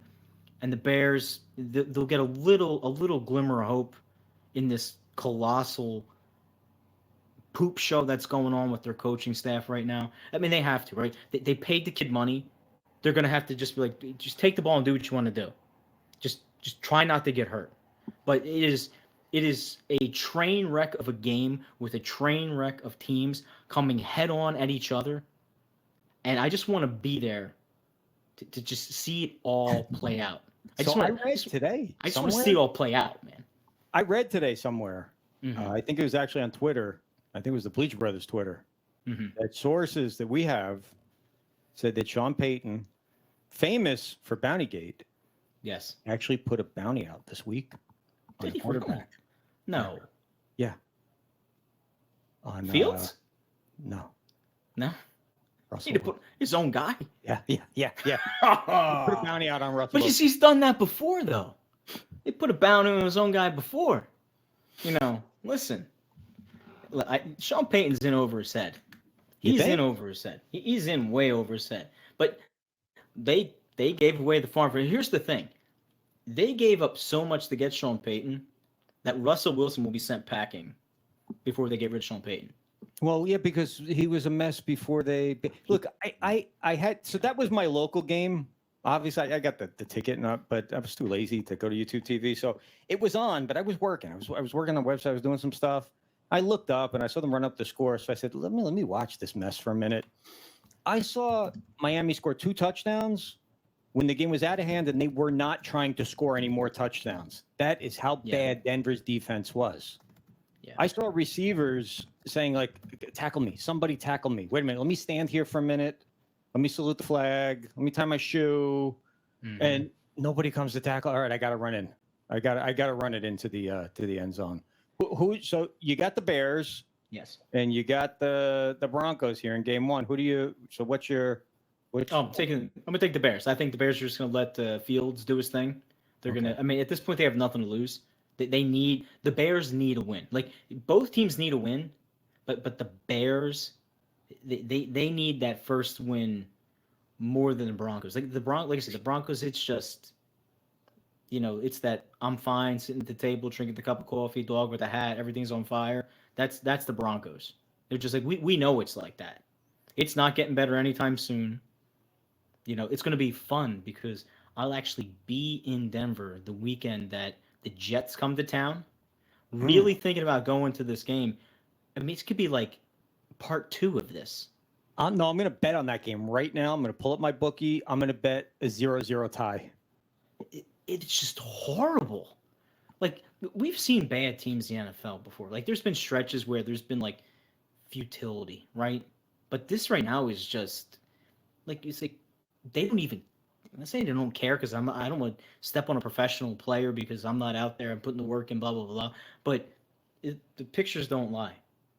Those Miami receivers, running backs, they were like, you want to tackle me? It's like 48-0. You want to tackle me? No? Okay. The backup running back, 52 yards up the middle. When do you ever get a 52-yard run up the center on anybody? And you're already getting waxed. Sorry, Denver. I'm sorry. I'm done. Chicago's going to win. They'll take the points, take Chicago. Justin Fields, 2 touchdowns. Enjoy your day. Let me give you my first game. All right? And I'm going to give you a lot less info than you gave me. Okay. Buffalo. No. You don't have to be sorry. You're prepared. I didn't. I go by what I feel when it comes to my picks, the trends, and what I feel, the vibes. Mm-hmm. Miami is going up to Buffalo. Buffalo's minus 2.5.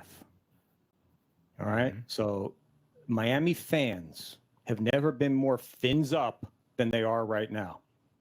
They in their minds, they're not going to lose another game. They're going to win every game 70-20, and they're rolling straight through the Super Bowl.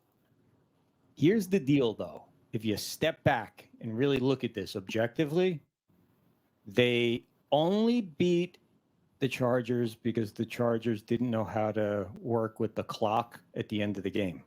Okay? Mm-hmm. Then there was week 2. Who the heck did they beat in week 2?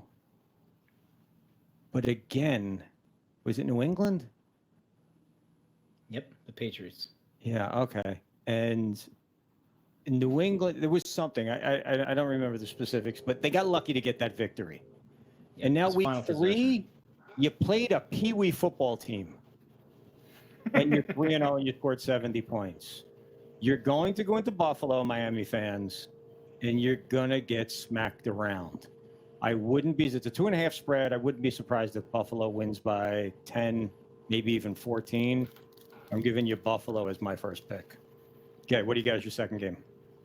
Just to piggyback on that, I completely agree. I saw this game on Miami's calendar. I put a big dolphin orange highlighter circle around it, and this is it. If Miami goes into Buffalo, they hold their own, they show up, I'll start giving them credence and credibility. But I don't see. They've played cupcakes up to this point.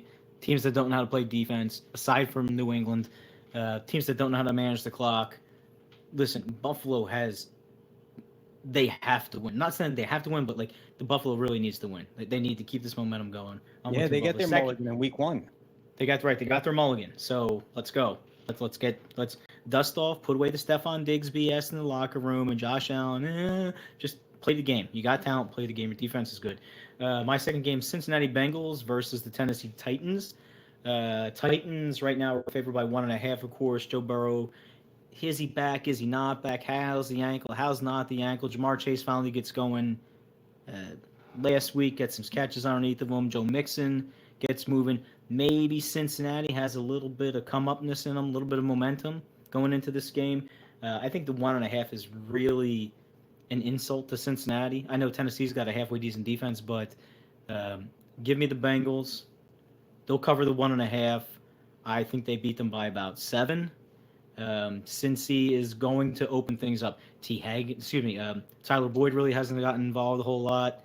Jamar Chase just starting to get rolling. You have Burrow back for one full game, and you see what happens. So, give me Cincy. They'll cover. They'll probably win outright as well. I see you knocking, Tom. We'll get to you in a few. And for all our football fans, so I know everyone is a football fan. Gosh, we should have brought this up to almost Coach Reid. The Tony Bruno Fantasy Football League, or the Bruno Nation Fantasy Football League, and now it's called Take Tony's Money Fantasy Football League, is on DraftKings. DraftKings. Go to our social media accounts. We put the link out every single week for it. Go to Tony's social accounts. If you know me, text me, and I can send you the link. Joe Manueli appears to be a fantasy football hustler because he's won 2 weeks straight now. And not only does he win, but he scores an insane amount of points. Usually something that you only see with like real extreme hustlers when it comes to fantasy. So we may have to take ban people's money. Yeah, we may have to ban him at some point, but All right. But anyway, so my second game, I got Arizona going into San Francisco. It looks like 14 is the spread. Mm-hmm. San Francisco is down. Debo might be out. The other receiver who's big time this season. Ayuke. Yeah, Ayuke also is questionable. Mm-hmm. That doesn't matter. San Francisco hasn't even started to click yet, really, when you're talking about putting up a lot of points, but they're going to put up some points this weekend. If you can get an over and under on McCaffrey total yards and the number's like 240, take the over. He's going to have a monster game. Arizona had their fun last week. The Cowboys are a goof. The 49ers are not a goof. They are sort of same mentality as the Phillies. We got to win the World Series or it's a failure. If the Niners don't win the Super Bowl this year, everything is a complete failure to them. So take the Niners. Agree. Yeah, absolutely agree. Yeah, it is hard to lay 14, but it is, again, like they said in the chat, it is the Jets. 49ers we find. And also... No, it's Arizona, not the Arizona, Jets. sorry. Arizona, yeah. Arizona, sorry, yes. CMC, 12 straight regular season games with a touchdown. Bet your house, bet your car payment, bet your kid's tuition. He's going to score another touchdown. It's going to be 13 in a row, lucky number 13. The longest streak in Niner history. Longest streak. He's going to be going. My final game, to wrap it up, I went with the Tampa Bay Bucks and the New Orleans Saints. The Saints right now, man, when are they ever going to be healthy? Derek Carr is getting bounced around. Jameis Winston is now your potentially starting quarterback because Carr is week to week and whatever protocol they're running him through for the shoulder. Jamal Williams, who they brought over from Detroit, who's the savior replacement running back for Alvin Kamara because he had all this off the field stuff going on. He's on the IR. Michael Thomas, yeah, we see you. Chris Olave, yeah, we see you. But you have Jameis Winston throwing you the ball. Jameis Winston is either going to go off for 450 or he's going to throw 45 interceptions in the game. Tampa Bay, you're not that much better with Baker Mayfield, but at least there's a little bit of consistency with the offense. You kind of keep the game a little bit of a chess match. It's in New Orleans. I think the Saints are favored by 3.5. I think it opened at 3.5. It's down to 3. Close game. It's a division game for these two. You know, it's not Carolina versus, Jacksonville. It's not Carolina versus like Tennessee, but it's not that much better. You know, if you want to make money on the game and you want to be safe, the Saints are at home. Maybe you roll the dice and you get the good Jameson for a game. I think you take the Saints, you take the points, you probably walk away. You're most likely looking at a push in this game, especially if he gets to 3. If he gets to 3, just don't. This is a game to pick for you not to play. Does that make sense, kids? I hope it makes sense. This is one of those games where you see a big X on it, and you're like, I don't want anything. I don't want nothing to do with this game. Because this is the game Baker Mayfield shows up. He's like, oh, I'm Baker Mayfield from a Heisman winner, Baker Mayfield. Hang on. Stop 1 second. I want people to hear the sounds of Philadelphia in the background there. Oh. Believe you me. You got a window open, huh? I've got windows open. We have 24 current Philadelphia crime update posts right now. We just have a large car meet just fled from police at a high rate of speed near G Street in Tioga. We had another bit of looting, 30, 50 people down at the FedEx facility, breaking into the FedEx trucks. Not the trailers. 30, 50 people looting into trailers. These people had nothing better to do with their night for social justice. Because, as the famous Meatball said, gotta eat. We all gotta eat. We gotta eat. Well, you know where Meatball's at right now? Meatball is in the comfy confines of the Philadelphia City Jail, enjoying her free sandwich and her meal. So she's eating tonight, while everyone else out there is getting justice. Luch said that they were supposed to shut the city down. Oh yeah, they're stopping these people. They have cops on bikes driving around Center City, so they're just pushing it out, going out to the burbs, going out to northeast area, they were in Fishtown and Armingo Avenue, if you're familiar, and they're raiding the stores there. Again, nothing of a constructive nature, right? Not raiding the hardware store, not raiding the work boot store, but the liquor store, the pharmacy. Yeah, Philadelphia. Yeah. TVs, Best Buys, Targets. What's going to happen is, let me just spin for 2 seconds. It's going to become to a point where these businesses are going to be like, you know what? We're out. And they're just, because they can afford to be out. They can do everything online. You're still going to patronize them. So you know what? Peace. Yeah, just like San Francisco. That's right. You know what? For anyone thinking about vacationing in Philadelphia, or do not come to Philadelphia.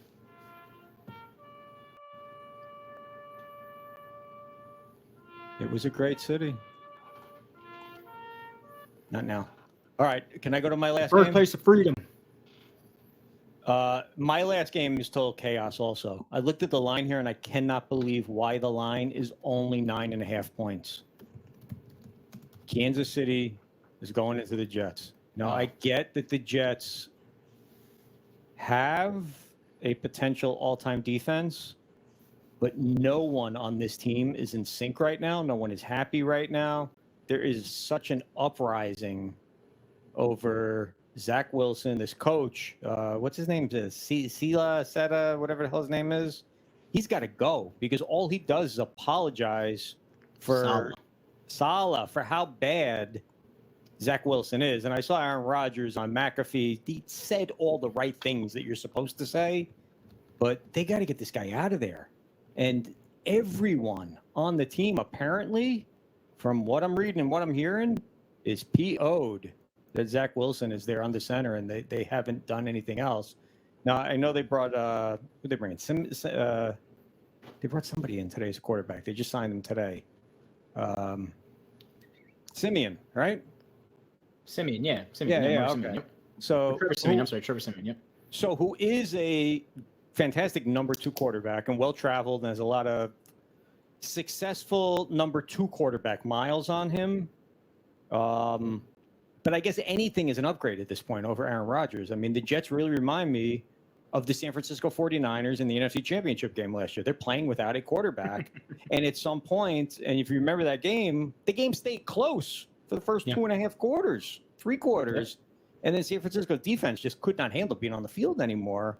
Well, I don't think anybody on the Jets mentally, they're not physically exhausted. They're just mentally shot from we are going to the Super Bowl to, 4 plays later, oh, we're effed. And there's nothing in sight. So when I looked at this line, Kansas City is giving 9.5. I'm like, there's no way they're going to win this game by 25 points.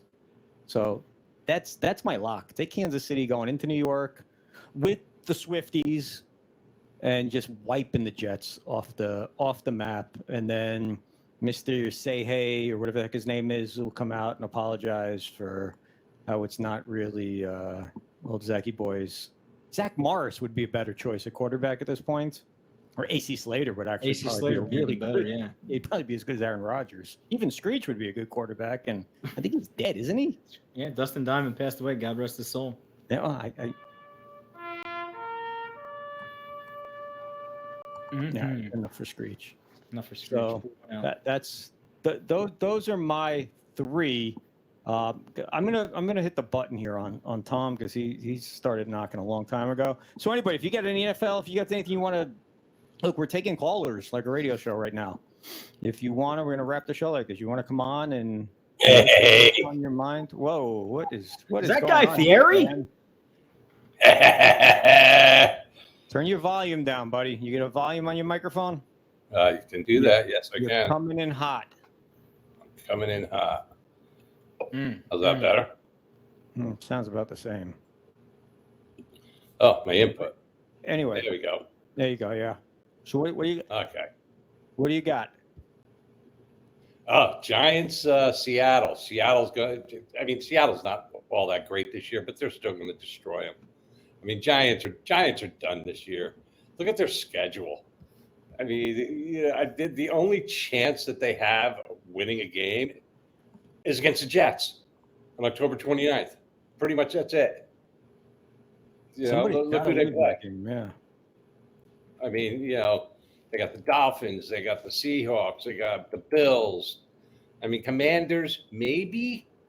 The Commanders are a better at the end of the season. The Commanders will end up being a better team than the Dolphins were. You think so? Yeah. So what are you saying? The Dolphins are going to go like 10 and. I don't know, but I've seen this Dolphin show a gazillion times. Oh yeah. They always start out well. Now, granted, 70-20. That hasn't been done since before any of us were born. That was a joke.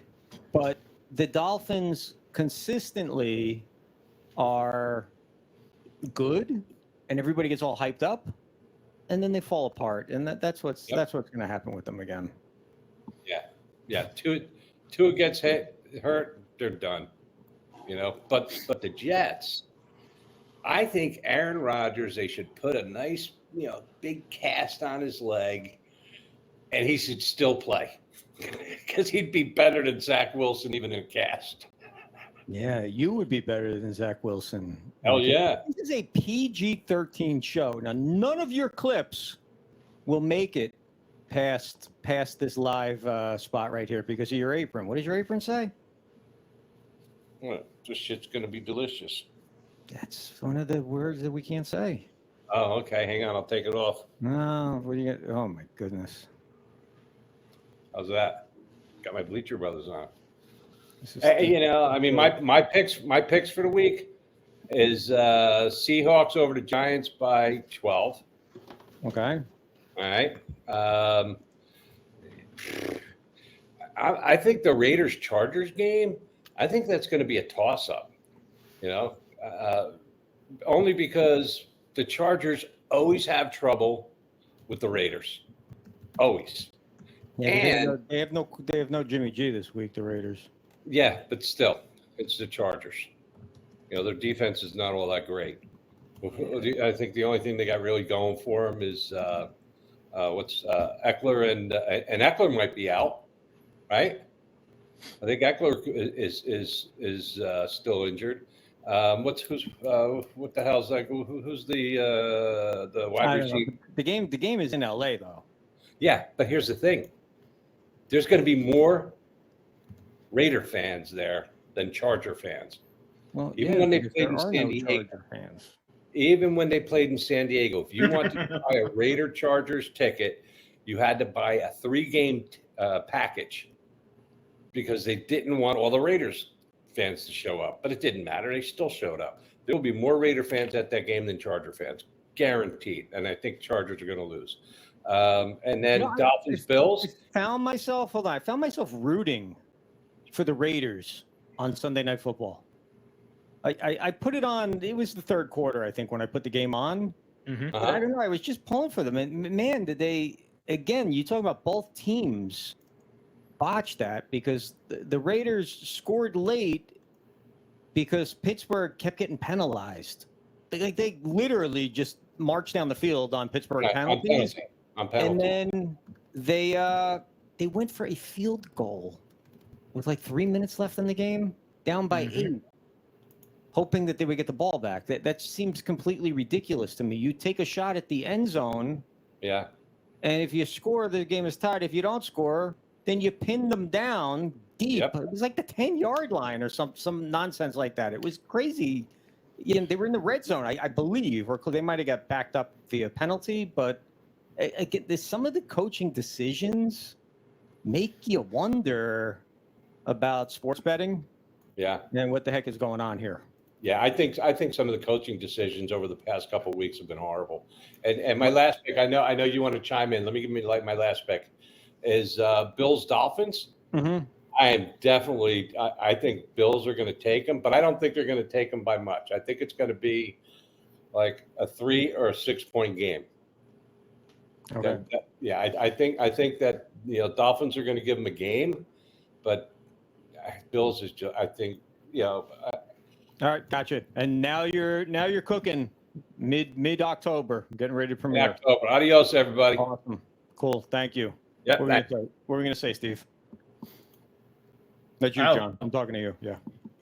I'll just John, Mike, Steve, John, whatever. Steve, John, too, Tony. No, you're exactly right. Sports betting. I want somebody out there, but maybe give us the lucre. I want to see last-second scores in NFL games that moved the line that were not that didn't make an impact on the game, right? So like when McVay kicked the field goal last week, and he pushed it to where it was the 3-point spread, and he covered. It has to be Didn't happening. know anything about it. It has to be happening. It has to be happening. I mean, it's too big of a business for it not to happen. The lines are not obscure. You don't have to go digging for them like you used to have to in the old days. No. You don't have to call the bookie 20 minutes before game time to see what the current line is. They're You don't need my bookie. everywhere. Yep. That's right. It's everywhere all the time. It comes up more often than even the game itself. You get fantasy, you get the line, and then you really get what's happening in the game. That's just what's happening now. It's big money, man. It's big money. Big money. Big money. What you got planned this weekend? Anything good? Let's see. Saturday. What is this again? What were we saying about what I'm sick of this week? What I'm sick of this week is these constant kid birthday parties that are just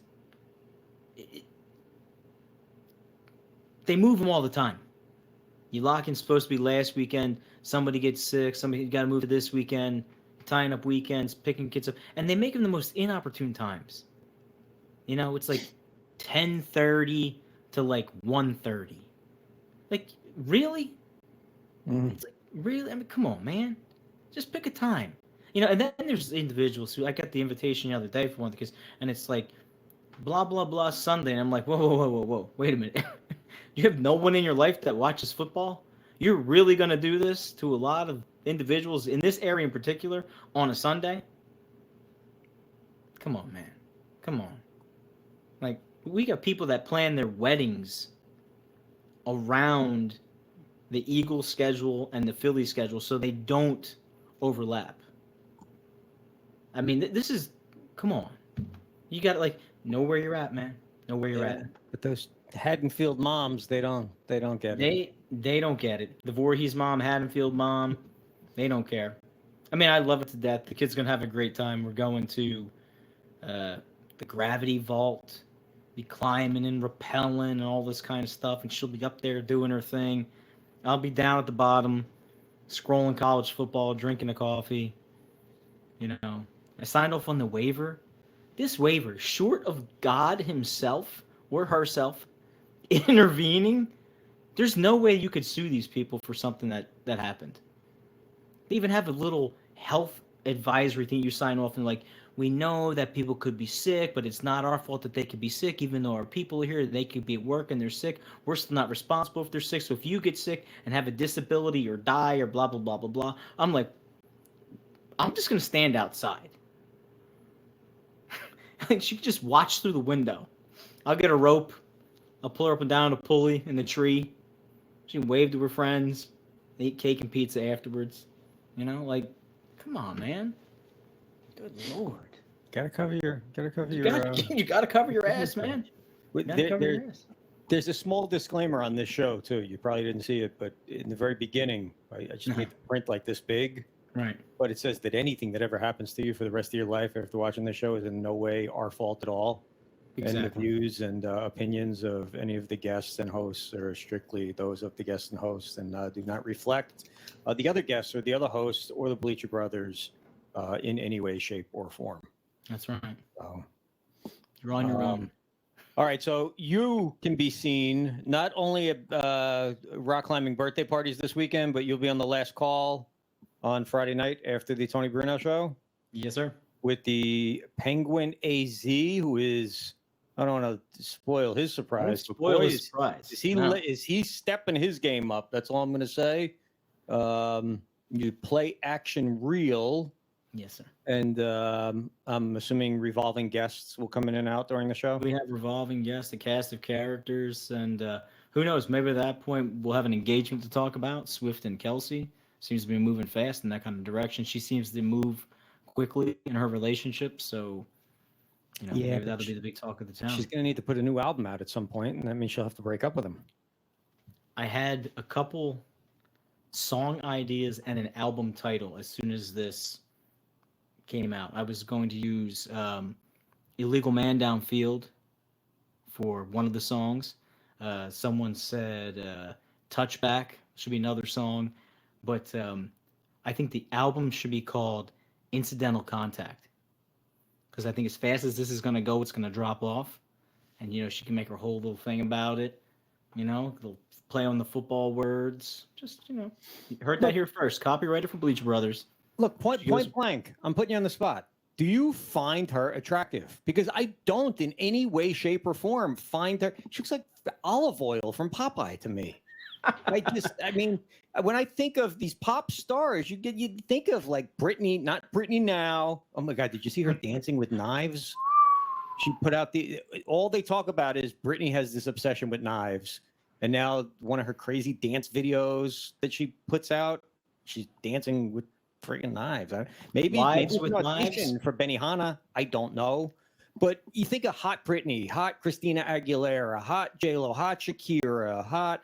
God, I go way back. Kylie Minogue, I think her name was. Or yes. Debbie Gibson or Tiffany. Taylor Swift just does not look that part to me. She is the... I